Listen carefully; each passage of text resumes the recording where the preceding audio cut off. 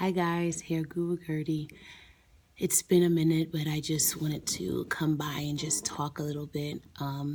For one, I'm really on a high. We just got through our first holiday preview showcase at the salon, and it was a total success. And I look forward to sharing with you some highlights from that evening in our next video. So look out for that. But today, what I wanted to touch on really briefly was about a benefit of using heat. I know there's a whole movement out there with heat-free hair, and I just think that that might be throwing the whole baby out with the bathwater. I know several instances and examples of where heat is actually beneficial. And the one I want to talk about today is using a heat source with your conditioning treatments. A general rule of thumb is that a healthy head of hair is a balance of protein and moisture.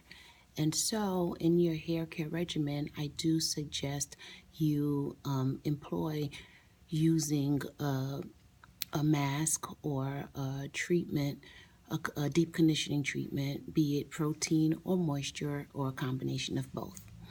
With doing that, you have a few options for your heat source. The first one is that you can use a hooded dryer. The second one is that you can use a steamer for the hair. And third, you can use a towel with warm water that you wring out the water, and you can use that to wrap around your head. With using the hooded dryer and with using the towel, I do suggest you use a conditioning cap. Some people call that a shower cap, but it's really a conditioning cap. And I suggest using that, especially with the hot towel, just as a barrier between your hair and the towel. The wetness of the towel might dilute your treatment, and so you don't want to waste product. So those are examples of where the heat is actually beneficial. The point of a heat source with your treatment is that the heat expands and opens your cuticle, thus allowing whatever treatment or deep conditioner that you're using to penetrate deeper into that hair shaft. And so that's a good thing. What's important to remember is that once you do come from the heat source, you want to let the time happen where you allow that hair to cool off, thus for the cuticle to seal and then to lock in whatever treatment it is. I've seen countless times where people will go and take the time out 10, 15, 20 minutes under the dryer, and as soon as they come out, they take off the conditioning cap and rinse the hair, rinse the conditioner out. And if that hair and that scalp has not fully cooled down, you just rinsed all of that product right out your hair. It did not stay. And so something to remember is that if you do use a heat source, to make sure once you're done that you allow the hair to cool off so that it can lock in the treatment that you just gave yourself.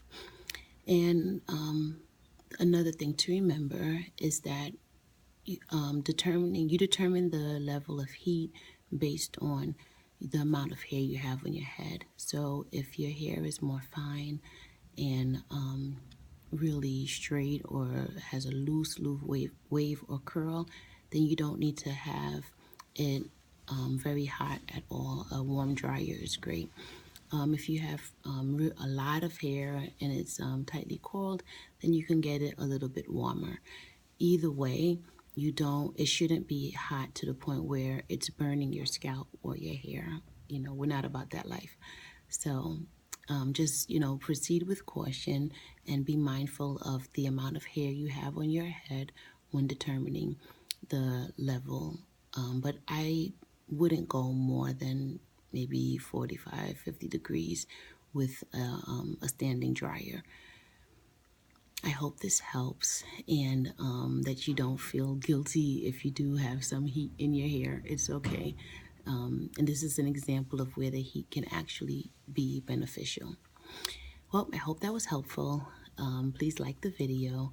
And if you haven't done so already, please subscribe to the channel. Here, Guru Gerdie. here to help you navigate and to on this journey to your best head of hair ever. Bye-bye.